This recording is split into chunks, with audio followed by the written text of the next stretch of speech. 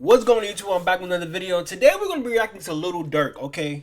We all know what's going on. The murder for hire, the hit that he put on Quando Wando, end up killing Lil Pab. He was trying to get back for King Von. We all know the story, right? But this video is going to be talking about how he crashed out and lost everything, bro. This is going to be a reaction from Tribe University. And honestly, I think Pooh Shiesty and Lil Durk is one of the biggest crash outs in rap history. Him and TK, you know. But anyways, when you have a blessing in your life, when you got things going in your life, well, don't be like Pooh Shiesty and Lil Durk, bro. Do not be like Pooh Shiesty and Lil Durk. If God has blessed you with something, bro, don't mess it up. Let's jump straight into this. My name is Isaiah. Let's see what's going on, bro. Let's see what's going on. This Lil Durk stuff is crazy. Being accused of a crime. You would think that something that serious would also come with real evidence, but you're innocent until proven guilty. Well, at least in some countries. But when you get accused of murder for hire, I wouldn't think that was something the feds would just throw at people with no evidence. Right. And what's not talked about enough is someone being arrested for this just 8 months after winning a Grammy. Wow. But I guess that part didn't really hit because let's keep it real. A Grammy is just not as important as it was 15 years ago. It's still an achievement, don't get me wrong, but in 2026, we don't really measure success by how many awards you won in music. You having 18 million monthly listeners on Spotify, or your YouTube channel having over 7 billion views. Wow. That's more of how the general public measures success in music. And when it comes to Lil Durk, aka Mustafa Abdul Malik, a man that grew up 5 minutes away from my granny crib, it's just crazy to me. The last official music video he put out before being arrested was a song called Monitoring Me, where he questioned if he was being monitored by the feds. The cover art is a screenshot of him being demonetized, something that can happen when you're under criminal investigation. He dropped a song 4 years before he got arrested called Red Man, where he said, quote, "They asked me where I'm gonna be in 10 years. I said the feds." Wow. Hey, this life and death and the power of the tongue. You gotta be careful what you say, man. 10 years, I want to be a millionaire. Not the feds, brother. No. Going to jail! Some people believe that the theme of this entire song is summed up by one line about blaming a murder on someone who's already dead. Wow. And that's a whole nother rabbit hole, believe it or not, that I accidentally went down, because Durk ends the song Red Man with the words Dead Man. Which, I've heard people say Red Man, Dead Man before, but Dead Man, coming to find out, is actually a really messed up anime from the mid-2000s where the main character, alright, get this, the main character is falsely imprisoned for a murder, so they try to find Red Man, the actual killer, to clear his name. And Red Man is something called a dead man in this world. But there's no way, right? I've never seen this anime, and I don't think Durk has either, but it's a crazy coincidence rabbit hole. Anyway, this song came out years before the arrest, and years before the crime he's currently being accused of even took place. And he also dropped a song 2 years before his arrest called Federal Nightmares, where he opened the song talking about deleting his iCloud data before a trial, but also saying that how essentially that doesn't matter if there's a witness against you. Incredible witness, got every code to my keypad. I'm pretty sure he meant credible, but you get the point. It's like he knew, like he was paranoid about being accused of federal crimes. But yeah, the feds actually do send you a target letter when you're being investigated. That's how confident they are that they can get a conviction. The feds will give you a heads up before they come.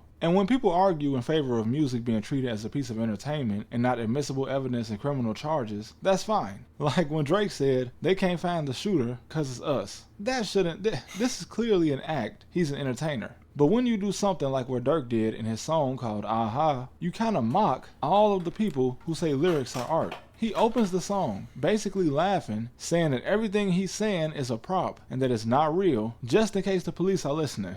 Now that's funny, but it's funny in a sarcastic way, and you know exactly what I'm talking about. All the Lil Durk fans, you know why this is funny, because he's implying that he would only say everything is fake if the police are listening. And this came out a month before Red Man. In my last video, I said that Pooh Shiesty, if all the charges against him are true, then that's really dumb. But with Lil Durk being accused of a much more serious crime, it's actually a lot more like, it doesn't make any sense. Lil Durk is more crazier because like, Lil Durk's been rapping, 15 years longer than Pooh Shiesty.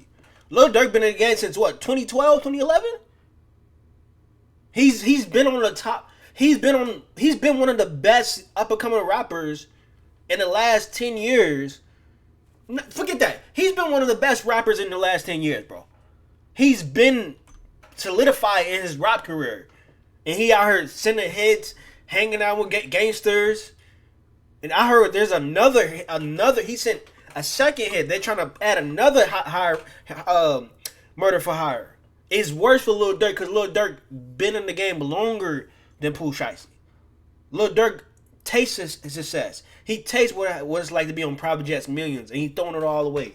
Dumbass, bro. Sense that someone at this level of success with this many kids would decide to pay contract hitmen. And I use that term loosely because the guys he's accused of hiring are just random guys that didn't even hit the intended target according to the feds. Like only one guy out of 5 was somebody that Durk was even hanging around in Chicago that had a reputation. One of the guys on the case is literally the man whose job it was to hold the bags when they went shopping and pay for stuff with Durk's money. This looks really stupid. The feds say that these guys used credit cards associated with Durk's business to buy plane tickets and hotel rooms in LA for the murder. And I can see why some people believe Durk is innocent. Because who the hell will put together a team of people to fly from Chicago to San Diego to commit a now federal crime in Beverly Hills? First off, you need identification to fly. And since they flew out of Chicago, they either came from Midway or O'Hare, one of the busiest airports in the world. And that's where it gets federal. Did you know TSA agents are technically part of Homeland Security? And even if they decided to drive instead of fly, surely no one in their right mind would still try to have someone killed in Beverly Hills, which per capita is one of, if not the most surveilled city in California. Hence why the feds have so many images. But that brings me to the point of me making this video. If what the Central District of California is saying about him is true, then he actually did have me fooled. Because I say from 2019 and onward, I was convinced that he'd completely transitioned into an entertainer and that most of what he was saying wasn't true. Bringing a guy like King Von into the spotlight did make me second guess. But he was a pop star. So I'm not gonna lie, King Von changed everything, bro. Once King Von got in the picture, Lil Durk had to be gangster, bro. Cause King Von was really a killer, bro. Once Lil Durk started hanging out with King Von, it was over, bro. I'm not blaming King Von, but I'm just an influence, you know? At this point. He released his biggest song ever, and it was a positive song with kids in a music video. I started seeing him with politicians like the mayor of Chicago, who's been real weird about that over $100,000 that Durk gave him. In June of 2023, The Voice Touring LLC, which lists Spanx as the manager, donated $150,000 to Mayor Brandon Johnson's campaign. Do you feel like you should donate that to charity or do something with that money? Is it tainted? Well, I mean, look, I don't operate in feelings. I operate in truth and justice.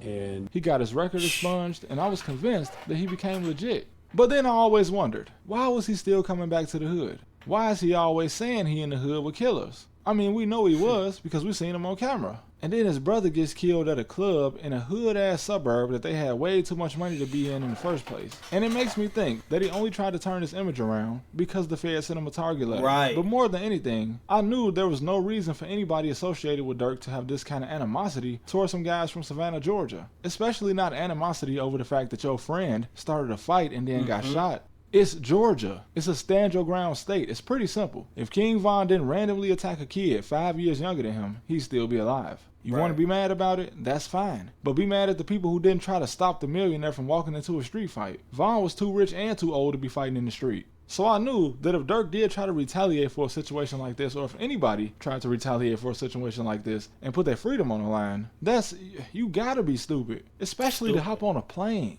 Like, planes aren't federal. It just doesn't make any sense for you to try to run around getting people knocked off like John Gotti. Gotti couldn't even beat the feds. And if he couldn't do it, then I have very little confidence in anybody beating something federal like this. The thing about the King Von situation, right? Like, I agree. King Von should have never swung on Quando, right? But my thing is, did King Von just think he could just step on, like, Quando Rondo and nothing was gonna happen, bro? Forget being in Georgia, standing your ground state, bro. Like, I think a lot of people don't understand consequences, right? And the ramifications of your actions, right? So King Von just thought he was gonna beat up Quando Rondo at a club and nothing was gonna happen. No shootout, no nothing, bro. Y'all thought Quando Rondo was just lacking like that? Then, led him up the pipe. And there was a big shootout. King Von was already a star. I don't even know why King Von did that. Like, what was the point of swinging on him And you making millions. You just dropped the album. Welcome to the O. Like, people need to like start thinking. And now Lil Durk retaliating. He sending hits. Like, why? Like, you guys know how blessed you are. There's people in the hood that wish they was in your position, bro. This stuff is just stupid to me, man. I can see somebody beating a federal charge about money, like fraud or even drug and weapon charges, but this? And it's crazy because if it's true, then we talking about a guy with a charitable youth organization that was also undoing his own work by keeping the violence up. Because even though he's not being accused of a second murder for hire, his name was brought up in a federal one that happened in Chicago, where the feds, using cell phone data, saw one of the shooters on this other case message the other one to ask if Durk paid him yet. And those guys are being accused of catching a guy outside of a youth peace center. And we just can't have that, man. You can't work in the community and destroy it. But yeah, everybody's innocent until proven guilty. But in the feds, the only way you get off most of the time, especially in a case where somebody died, is if the feds drop the charges or you plead guilty and they show you some type of mercy. But only about 0.4% of people are acquitted in federal court. Yeah, you're not beating the feds, bro. You're not beating the feds, bro. It is a 98% success rate. Everybody say, oh, Lil Durk, innocent. Nah, bro, the feds is not finna bring you at the court. Bro, you see this number right here? Y'all see this stat, bro? Either you snitch or they drop the case. Even if you do snitch, you still putting 25 in, bro. You know what that means? Less than 1% of the people who decide to take a federal case to trial ever hear the words not guilty. Wow. Less than 1%. And I feel like some of his supporters don't understand the difference between state and federal court. Federal prosecutors make more money and they win more cases. They have way more time and resources, endless time and resources actually. Wow. And they don't have that conviction rate just for show. You can support whoever you want. Just don't ignore stupid when you see it. This is not something I was expecting to see from Lil Durk. But if it's true, that's the dumbest shit I ever heard. Yeah, Lil Durk effed up the bag. Pooh Shiesty effed up the bag. All these rappers nowadays, they just crashing out, throwing their lives away, bro. They just throwing their lives away. Like, if you got a good thing going for yourself, don't try to be gangster. Don't try to hang around like that. What's the kid name? Sean Girthright, the guy that killed Julio Fulio. Like, bro, you had a good home, bro. Mom and dad there living in the suburbs, but you want to hang around gangsters and talking about, oh, I'm Christian. I was 18 years old, bro. You tried to kill Julio Fulio twice on the second incident. Like, when people got this life going good for themselves, they always trying to find a way to crash out. Just ride the wave, bro, and to be thankful for your blessings. So all you youngins out there, bro, if you got a good thing going for yourself, bro, do not try to be gangster. Like, Lil Durk, I'm disappointed in Lil Durk, man. Because I actually liked the album Almost Healing. I actually liked that album, bro. Or whatever, you know what I'm talking about. Well, all my life. Now he about to be in jail all his life. Other than that, I'm out. My name is Isaiah. This is the Isaiah Center Show. Goodbye, man.